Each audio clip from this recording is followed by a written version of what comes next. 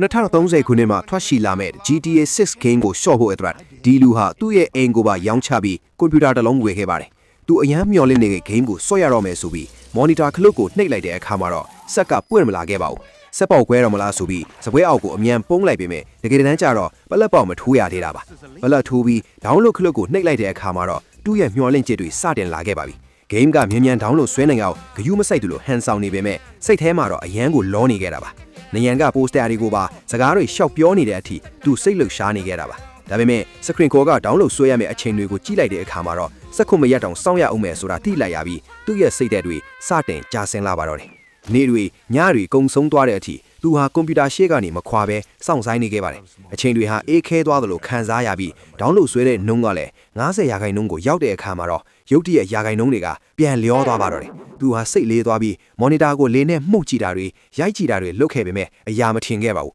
နောက်ဆုံးမှာတော့သူဟာချမ်းပြင်ပေါ်မှာလဲလျောင်းပြီးသူ့ရဲ့အိမ်မက်တွေပျက်စီးသွားပြီလို့ထင်နေခဲ့တာပါဒါပေမဲ့နောက်ဆုံးစိတ်ကူးတစ်ခုအနေနဲ့ monitor ကိုပြောင်းပြန်လှန့်လိုက်ပြီး game က download ဆွဲလို့ပြီးသွားပြီဆိုပြီးကိုလိန်နာကိုကြိုးစားခဲ့ပါတယ်အဲ့ဒီအချိန်မှာပဲ CD tray ပွင့်လာပြီးခွေလေးတစ်ခုပြုတ်ကျလာတာပါအားလုံးကိုစွန့်လူပြီးသူမျောလင့်ခဲ့တဲ့ GTA 6 ဆော့ရမယ့်အိမ်မက်ဟာတကယ်အိမ်မက်တစ်ခုလိုပဲကြံရက်ခဲ့ပါတော့တယ်